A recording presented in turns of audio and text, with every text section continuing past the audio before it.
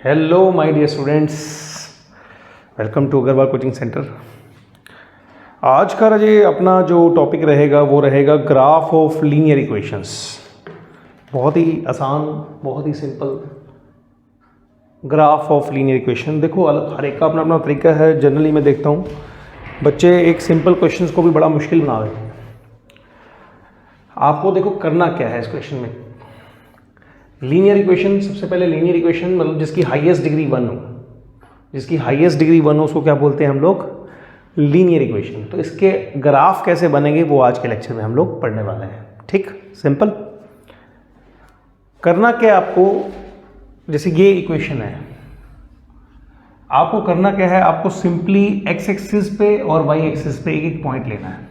ठीक है, अगर हम बात करें एक्स एक्सिस पे कोई पॉइंट लेना है तो आप मुझे बताओ एक्स एक्सिस पे वाई कितना होता है? वाई कितना होता है? 0। और वाई एक्सिस पे एक्स कितना होता है? 0। तो आपने एक्स को 0 करना है। एक्स को 0 करोगे क्या आएगा? अगर आप एक्स को 0 करते हो इसमें तो कितना आता है? -4y + 8। तो 4y is equal to minus minus cut, y की वैल्यू कितनी आ गई? 2। सिंपल। तो y की वैल्यू आ गई 2। ये पॉइंट किस पे है? y एक्सिस पे। अगर x एक्सिस पे लेना तो y शुड बी 0। अगर y 0 हो गया, मान लो यहाँ पे y 0 कर दिया हमने, तो 5x + 8 = 0। तो x की वैल्यू क्या आएगी? -8/5। That is what? That is 1.6, है ना? 1.6। तो आपके पास एक सिंपल सा टेबल बन गया।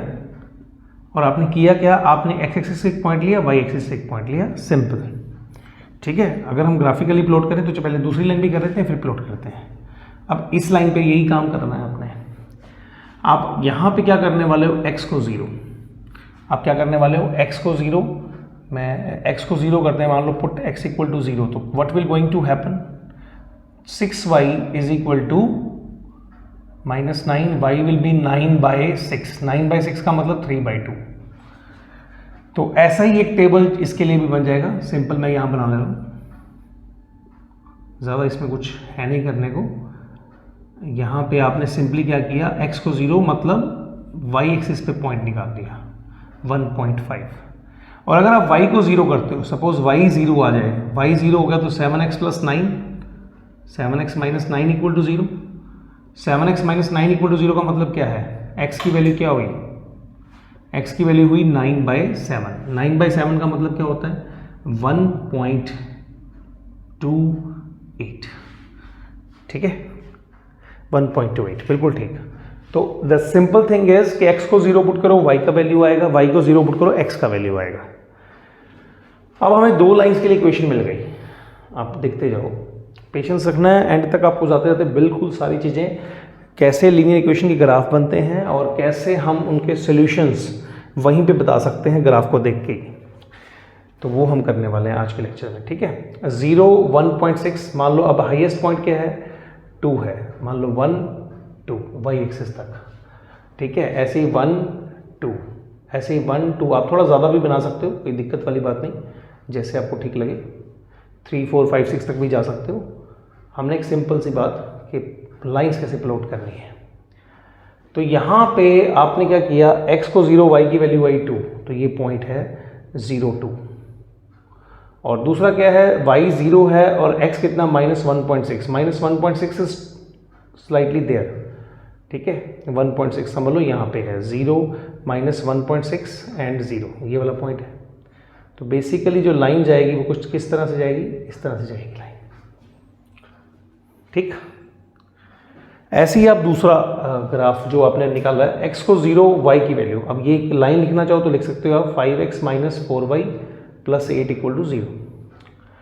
अब ऐसे ही अगर आपको यहाँ से कोई पॉइंट चाहिए, ये आ चुका -1.6। अगर ये दूसरी लाइन की बात करें, x को 0 पुट किया, y की वैल्यू कितनी है? 3/2। y की वैल्यू 3/2 मतलब 1.5। तो इन बिटवीन 1 और इसके बीच में आ गई, दैट इज 1.5।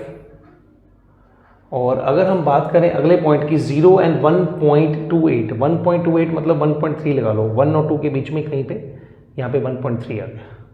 तो अगर आपको ये लाइन प्लॉट करनी है तो कैसे करेंगे? तो कैसे करेंगे? 1.28 लाइक हम लोग ऐसे कर सकते हैं। तो बेसिकली हमारे पास क्या आ गया, इंटरसेक्टिंग लाइंस। देखा कितना आसान था, x को 0 पुट किया, y की वैल्यू, y को 0 पुट किया, x की वैल्यू, आराम से हम कर सकते हैं ऐसे। और कौन सी लाइंस आ गई, इंटरसेक्टिंग लाइंस। इंटरसेक्टिंग लाइंस एक ही पॉइंट पे कट कर रही है ना, इंटरसेक्टिंग लाइन एक ही पॉइंट पे, तो इसको बोलेंगे यूनिक सॉल्यूशन।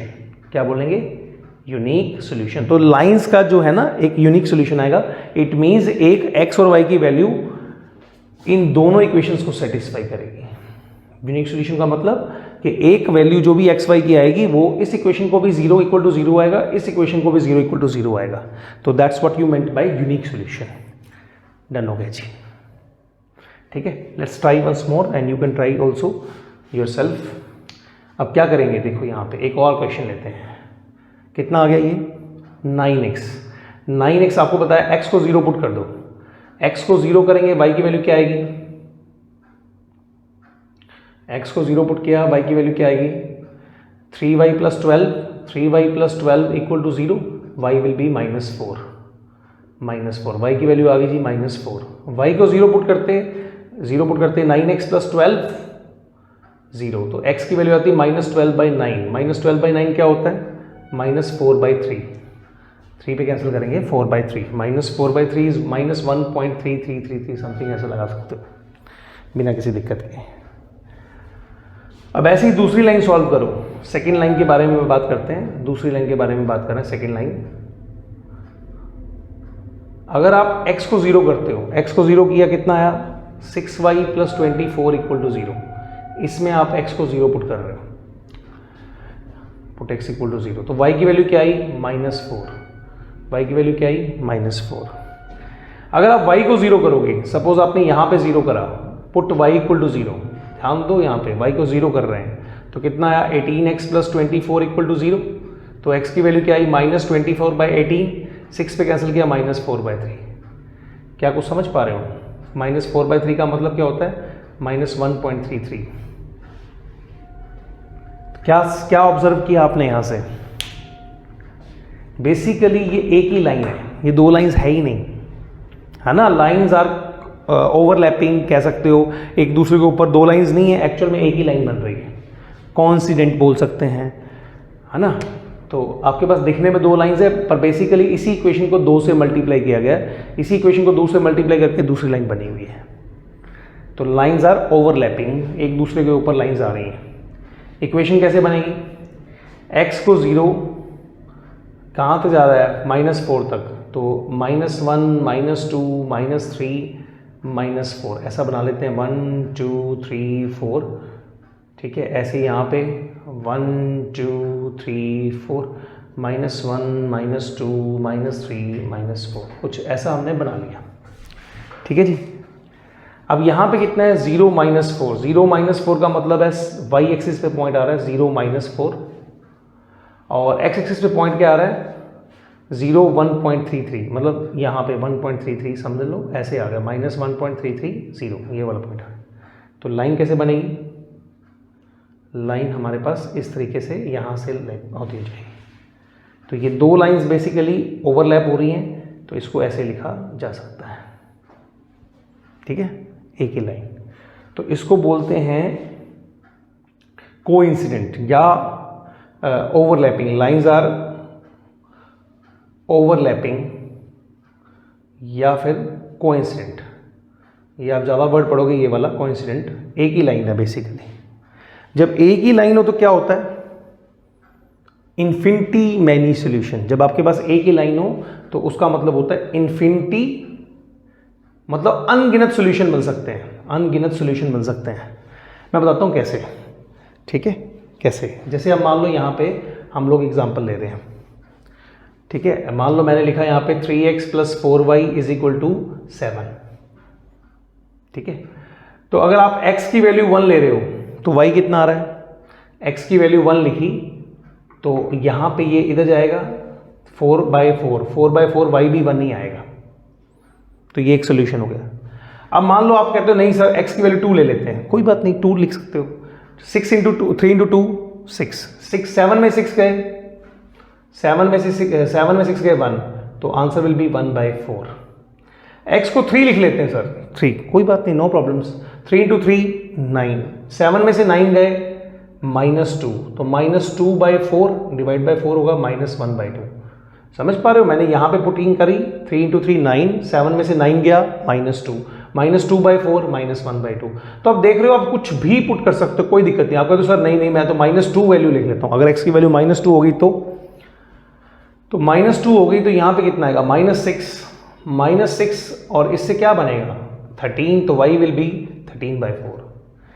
कहने का मतलब है जब आपके पास वेरिएबल ज़्यादा हो और इक्वेशन कम हो, वेरिएबल कितने हैं 2, x और y, इक्वेशन कितनी है 1, तो there are always infinity many solutions. ये मतलब होता है इन्फिनिटी मैनी सॉल्यूशंस का। देखो आपने लाइन देख के बता दिया कि इंटरसेक्टिंग है, एक ही सॉल्यूशन आएगा, यूनिक सॉल्यूशन।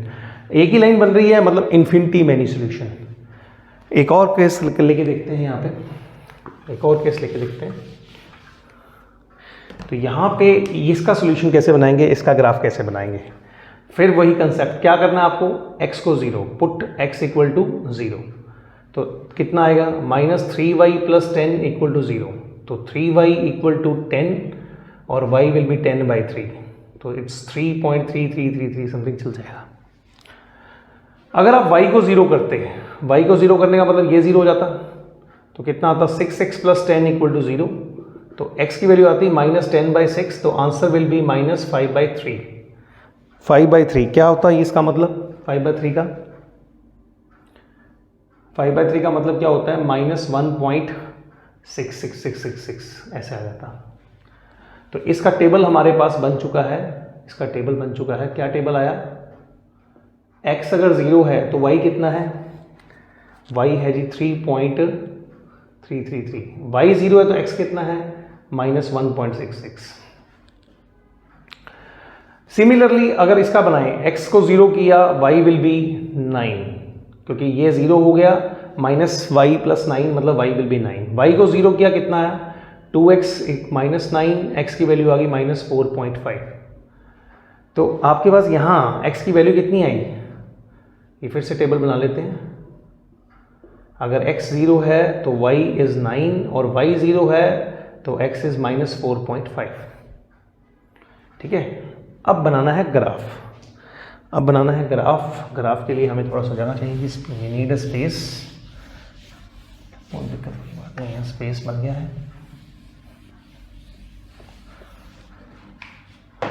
तो यहाँ पे आपके पास ये लाइन्स आ गई। अब ये कितना है 0 3, अब नंबर लिख लो, y कहाँ से है 2 4 6 8 10, सपोज यहाँ तक हमने लिख लिया, क्योंकि हमें पता लग गया y की मैक्सिमम वैल्यू 9 है, x की मैक्सिमम वैल्यू है -4.5। तो यहाँ से भी आप लिख सकते हो -2 -4 -6, इस तरीके से 2 4 6 सारा ग्राफ ऐसे बन जाएगा। ठीक, अब पॉइंट देखो आप क्या बन रहा है। पहला पॉइंट है 0 3.33, 0 3.33 मतलब y पे यहाँ पे समवेयर यहाँ पे आ रहा है 0.33, 2 और 3 के बीच में ही आएगा ना, 3 से ऊपर आएगा, तो 0 3.33 समथिंग ऐसे आइडिया से ले लिया हमने। और दूसरा पॉइंट क्या है 0 और x नेगेटिव है, x मतलब इस 2 से पहले आएगा, 2 से पहले मतलब यहाँ एक तरह से, तो line will be like this, line will be like this.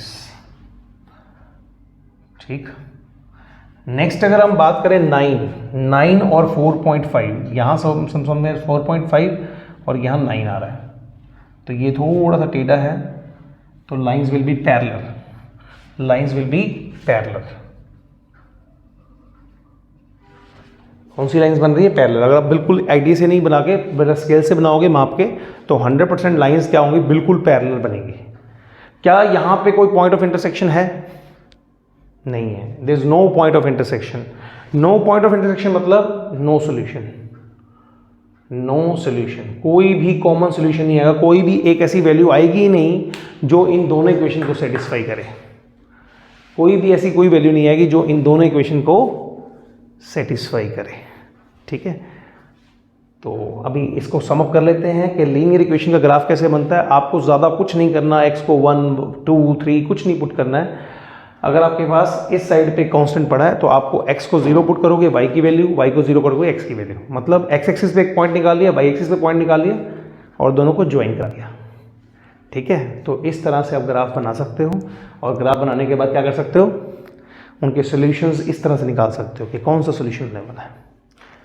जाते जाते लास्ट चीज़ एक आपको बोनस में देते हैं, कंसिस्टेंट। एक वर्ड आता है कंसिस्टेंट। तो जिन इक्वेशंस के सॉल्यूशन एग्जिस्ट करते हैं, यानी कि जिनके सॉल्यूशन एग्जिस्ट करें, अगर सॉल्यूशन एग्जिस्ट करता है तो उसको बोलते हैं कंसिस्टेंट इक्वेशन। अगर सॉल्यूशन एग्जिस्ट नहीं करता तो उसको क्या बोलते हैं, इनकंसिस्टेंट इक्वेशन।